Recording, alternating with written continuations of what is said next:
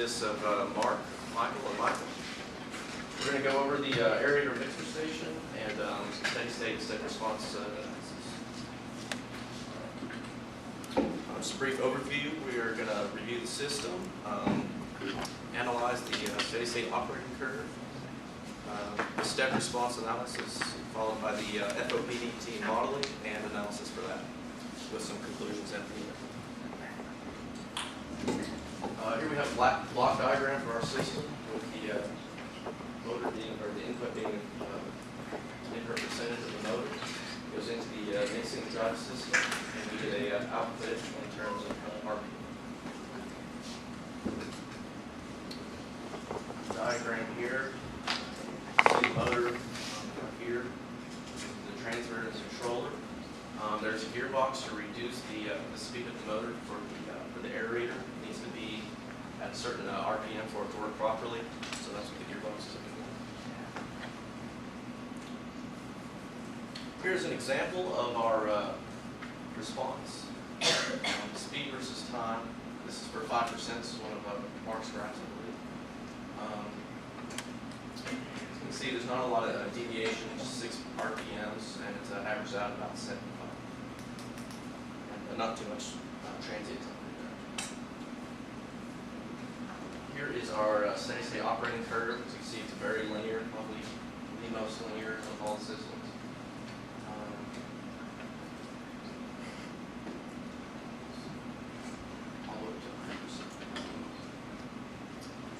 Here's one of the trials from our step response from 5 to 25%.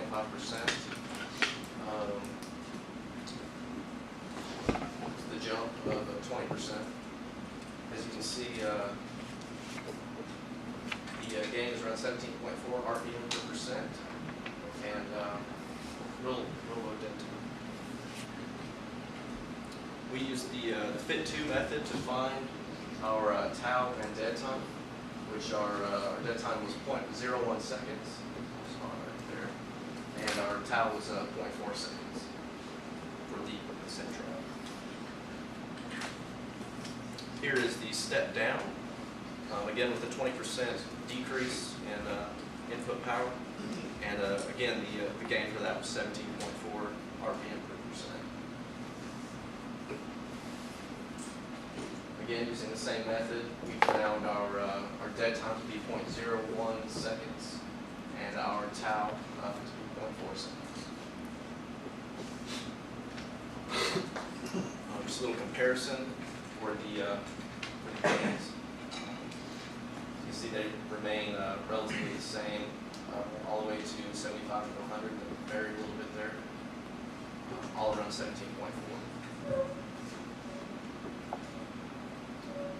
Step response, dead time.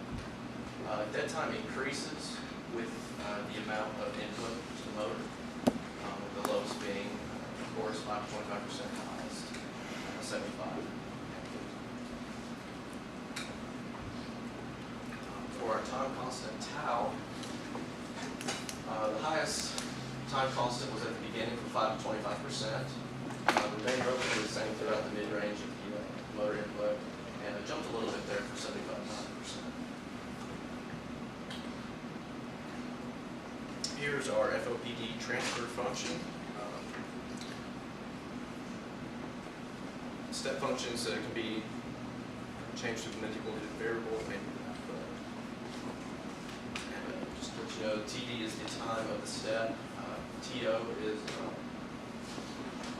your dead time, and tau is, of course, the time constant. Here are some parameters that were used in the example I'm about to show you. Time of step up was 5.42 for the step up model, the amplitude of 25%, gain of 17.4, dead time of 0.12, and tau of 0.2, with the input baseline at 25% and our output baseline at 420. Same things for the step down. Different values.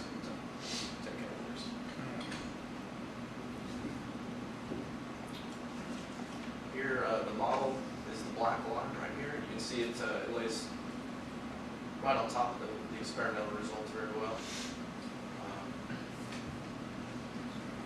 And that's changing around the dead time and time. We were able to model a pretty good model.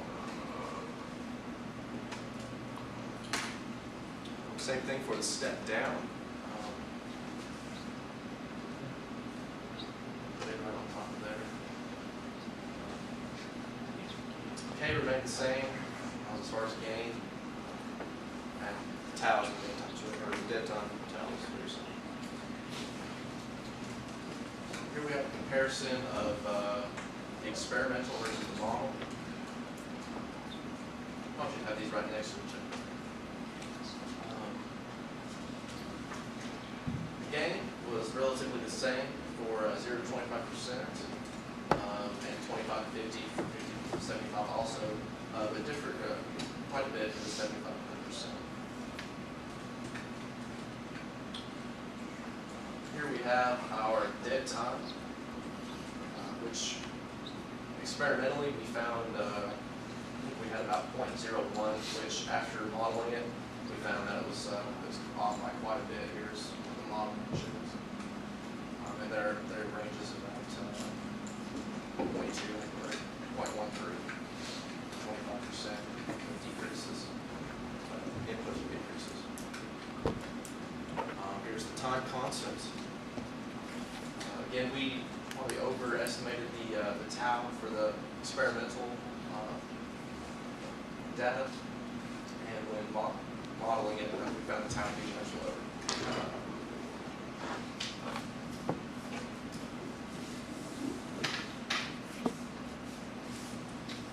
Gain for the step down.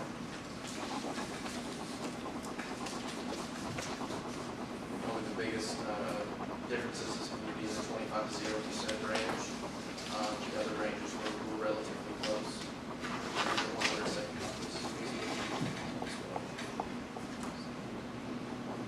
Again, for the step down, using the method to find our dead time, we were a little under as far as the experimental versus the plan. And the time constant for step down, we thought it was much higher, but when modeling, we found that it was actually below the input percent range.